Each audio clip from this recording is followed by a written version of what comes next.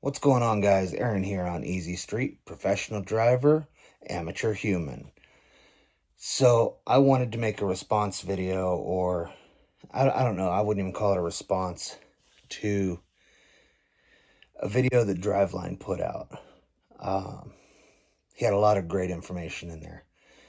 Eric did, and I wanted to kind of expand on it, not really respond to it. So let's get into it right after the intro.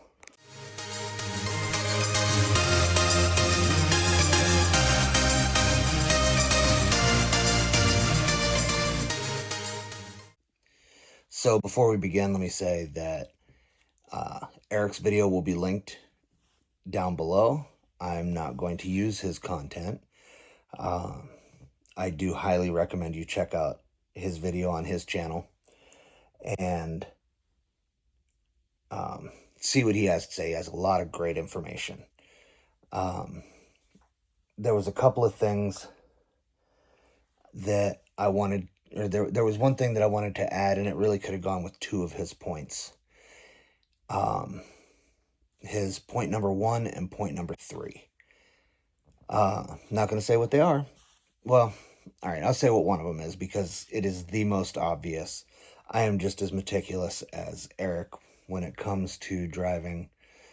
I also have over 1 million safe miles, and granted, only about 250,000 of that was with Prime, but it was kind of spread out between a couple of companies, and so I have a couple of other things that I wanted to add as well.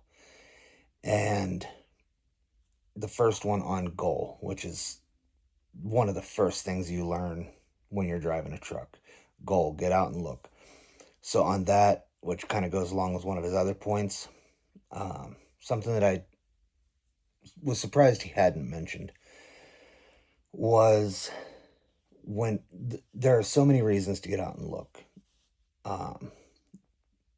And to not care what other drivers are thinking, if it takes you a little bit of time to get into a spot, because Johnny, who you just held up for 3 minutes while you were trying to make sure you didn't hit anybody, he's going to forget you in an hour, maybe at worst tomorrow, but he's going to completely forget about you. But if you don't get out and look, Jim Bob, who's, pretty hood truck, owner op, spec truck, if you hit him, he's not going to forget you ever. 10 years down the road, he's going to remember that somebody backed into the side of his truck. Somebody backed into my truck when I was at Prime in 2022. I still remember it. But I don't remember somebody who held me up for a couple of minutes. So always get out and look. You're never too seasoned or too much of a veteran to get out and look. I don't care how many times it takes. I'll get into that hole, but I'm also going to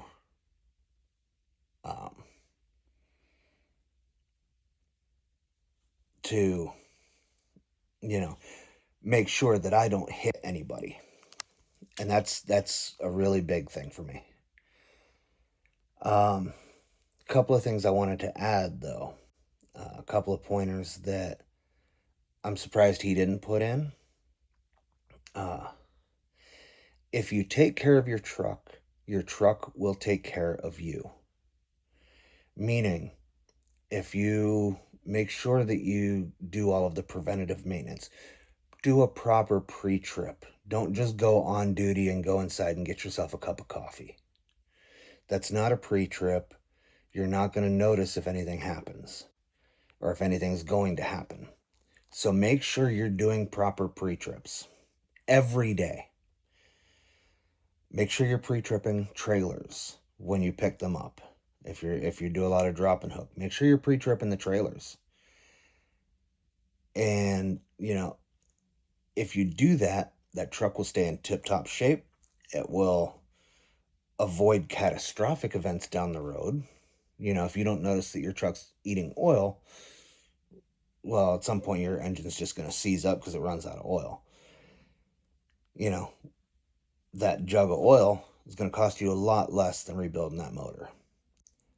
Simple things like that, checking tires, all of that. It will continue to make you money. And, one of the things that Eric reiterated in his video is that he didn't get where he was by slacking off. He's meticulous about things. He thinks things through. He does what is safest and easiest for him out on the road, regardless of what other people think. And I think that that's, a great mindset to have. And it's one that I share. Pre-trips are there for a reason. Honestly, might even be worth it to do a post-trip, because you need to, it's better, when you go stop somewhere for the night and, you notice, I don't know, a tire's worn, a little funny. Then you can get it done without losing any time. And it'll save you a lot of headache in both the short term and the long term. If I see a tire is about to go, I'd rather get it taken care of than to wake up the next morning and lose an hour or 2 hours or however long the shop takes to get it fixed. I'd rather lose those couple hours while I can go get a shower, do laundry, whatever. So that is one of the big things that I'm a big proponent of. And the other main one that I was kind of surprised he didn't put in, because it goes very well with how he operates. And that is, don't outdrive your ability. If you feel unsafe, do not get behind the wheel. Contact your dispatch, contact your broker, whatever you have, and let them know. Let them figure out how to deal with it. Because, for one example, use Donner Pass. It doesn't matter if David, Tommy, Jessica, Doug, all feel perfectly safe going over that mountain. If you don't, then don't. There's no two ways about it. You drive your own truck, regardless of what anybody else does. So that's the way that you can stay safe. If you try to outdrive your ability, then you will make mistakes. You will freeze up in tense situations when, you should actually be doing something. And it's unfair to you, your career, your investment. If you're leasing or anything like that, it's not fair to you to lose all of that because you felt pressured. Never feel pressured. Don't outdrive your ability. It is okay to say no. If a dispatcher tries to force you to run unsafely, especially if you're with a company, go to their supervisor, go to the safety department, contact them. Make sure that you are driving your way. Now, that doesn't mean 3 hours a day and call it a day. Same thing with, say, Wyoming.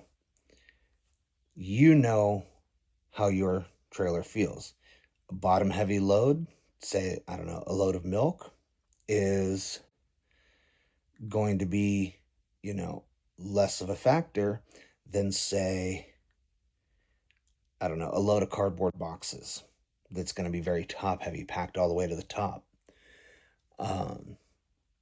So the wind is going to affect you differently, especially if it's a crosswind out in Wyoming. We all know Wyoming wind. And, you need to make sure that you know what your abilities are, what your limitations are, and never try to do more than you are capable of. And it goes even with illness. If you feel you're unsafe to drive because you're sick, say, how sometimes you just need to rest it off. So you just feel fatigued when you wake up, when you wake up sick. Let them know. It is the only way that you will continue to make it back to your family in one piece. You know your ability, never outdrive your ability. But those were really the two main ones that I wanted to add, as well as giving you that little extra on goal. Remember, guys, check out Eric's video. I'll have that link down below. Do all the YouTube stuff, whatever, subscribe, bell, like, comment, share. I don't know, I'm probably missing stuff. But, do all that stuff. Check out Eric's video. It's longer than longer than this one, but it is packed full of good information. You don't want to miss it. Make sure to check him out. And yeah, with that said, when you look past the junk in life, everything's beautiful.